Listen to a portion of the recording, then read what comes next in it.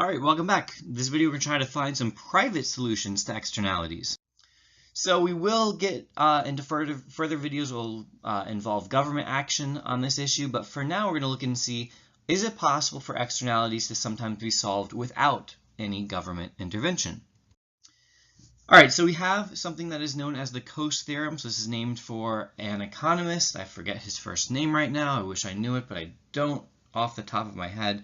So he comes up with this idea, and he essentially argues that even in the presence of externalities, so remember, externalities are talking about something either positive or negative, imposing external costs or external benefits on others who aren't directly involved in the particular transaction.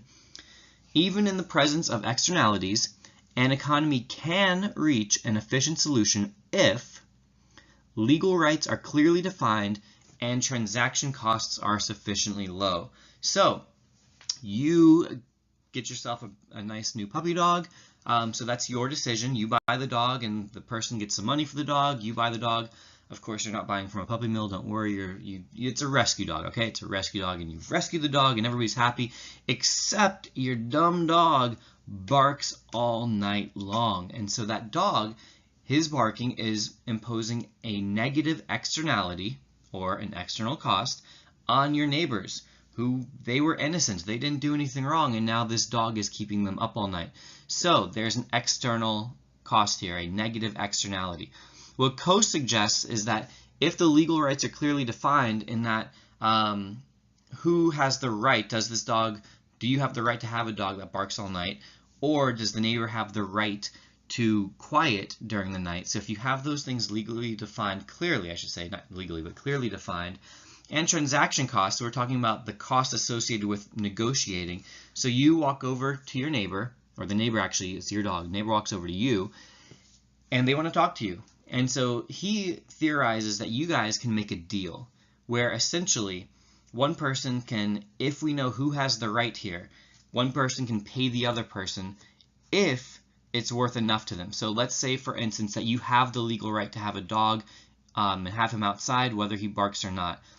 So his idea would be that the neighbor would then try to pay you, compensate for you to put the dog inside, because let's say that having a good night's sleep with no interruptions from a dog is worth $200 to him. All right, so the neighbor should be willing to pay up to $200 in order to get your dog to stop barking outside. And so if he offers you up to $199, he's better off because, well, his value of sleep was up to $200. And then you take that money if the value of having that dog outside, or the cost to you of having him inside instead of outside, is worth less than $200 to you, then you do it. You don't actually need all this detail. I've rambled on way too much about this.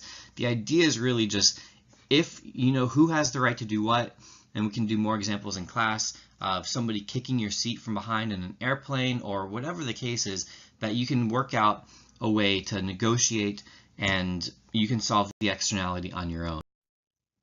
I actually already did define that. Transaction costs are the cost to individuals of making a deal. So it's rather easy when it's your neighbor.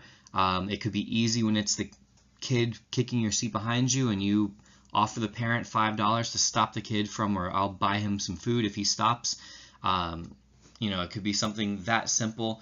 If it involves a lot of people in an entire neighborhood, it can be a lot more difficult. So transaction costs, they're lower when it's easier to make a deal.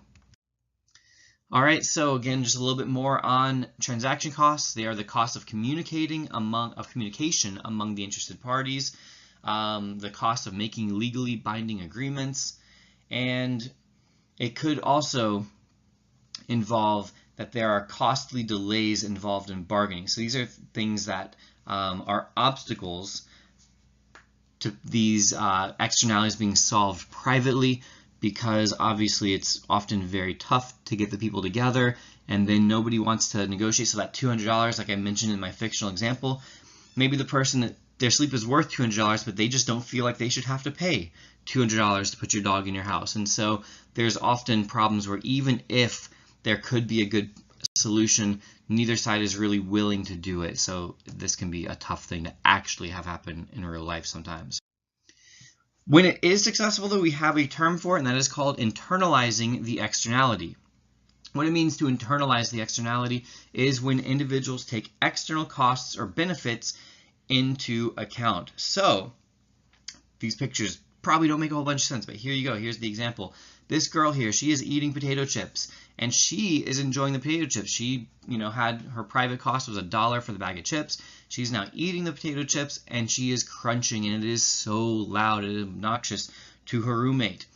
Well, one way that she could internalize the externality, so take into account the external cost of her eating the chips, she could share some potato chips with her roommate. And now they're both crunching, but she has taken into account the external costs, and so she has essentially paid her roommate in the form of some chips to not worry about her crunching anymore. So that would be one just small example of what it means to internalize the externalities. This has been a LaMoney production.